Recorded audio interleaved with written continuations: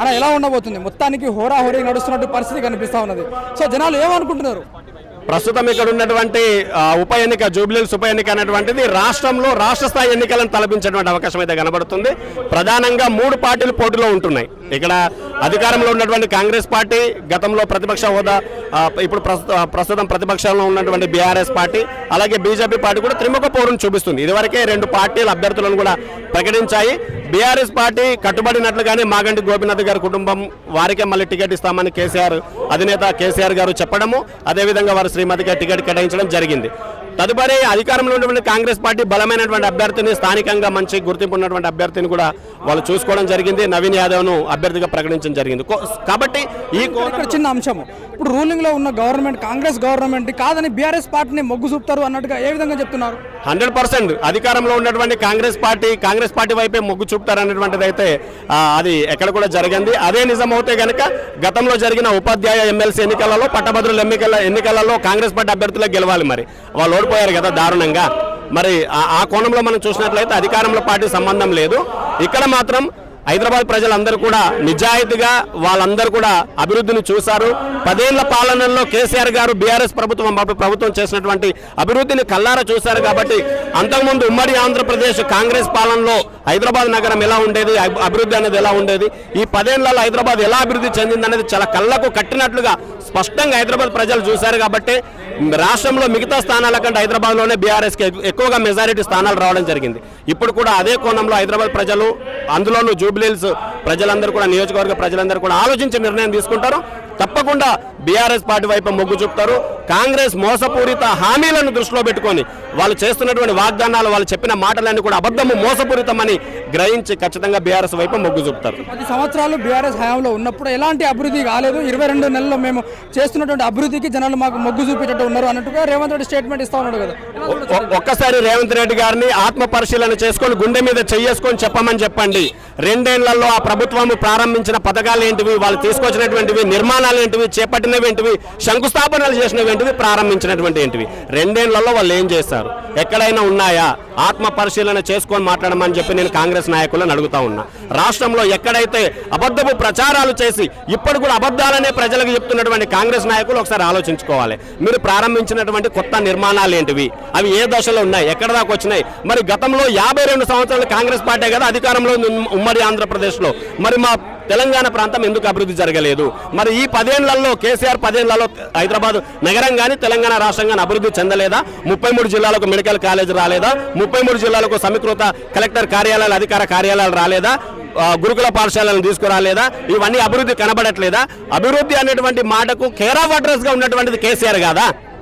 ఈ రోజు ఉన్నటువంటి కాంగ్రెస్ పార్టీలో ఉన్నటువంటి కాంగ్రెస్ నాయకులు, అందులో బీఆర్ఎస్ పార్టీలో పనిచేసి వచ్చినటువంటి మంత్రులు లేరా? ఈ రోజు వాళ్ళందరూ గుండెల మీద చేసుకొని చెప్పమని చెప్పు, ఆత్మ పరిశీలన చేసుకోమని చెప్పండి. అభివృద్ధి జరగలేదు తెలంగాణలో అని, కేసీఆర్ అభివృద్ధి చేయలేదని చెప్పమని చెప్పండి.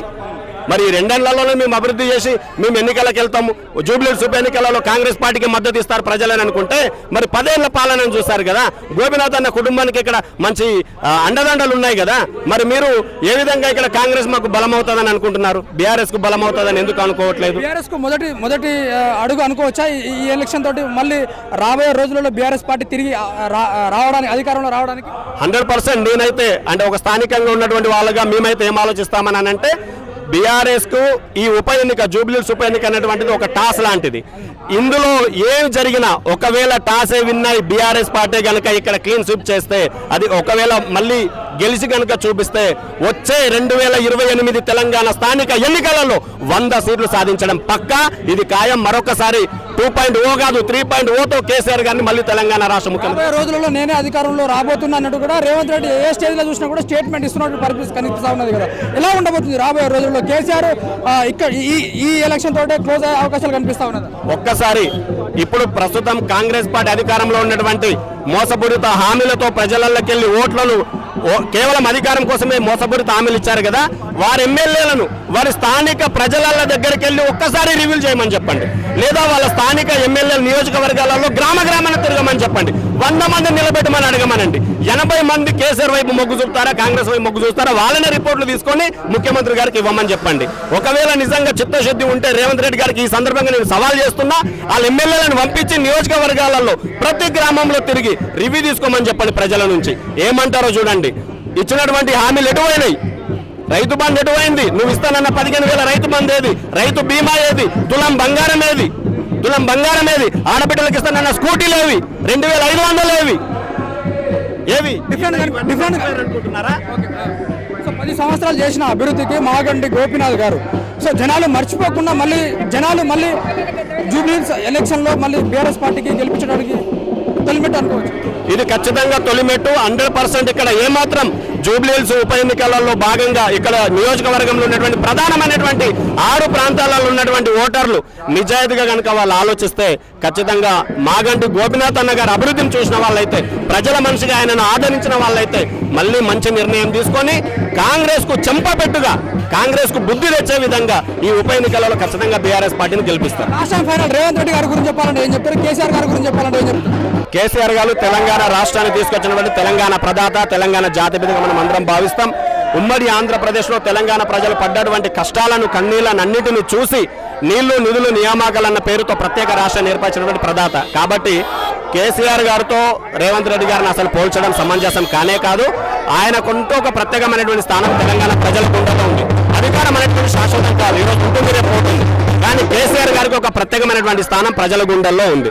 రేవంత్ రెడ్డి గారు కేవలం అధికారం కోసం మాత్రమే, అమలు కావాలని తెలుసు, అది అమలు చేయడానికి అసాధ్యమని తెలుసు, అయినా మోసపూరిత హామీలనిచ్చి కేవలం అధికారంలోకి రావడానికి మాత్రం చేసిన ప్రయత్నమే తప్ప తెలంగాణ ప్రజల మీద ఎటువంటి మమకారం కానీ, ఎటువంటి ప్రేమ కానీ కేసీఆర్ గారికి ఉన్నట్లుగా ఆయనకు లేదు. అది ఎప్పటికి ఉండదు. అది కాంగ్రెస్ వల్ల కాదు.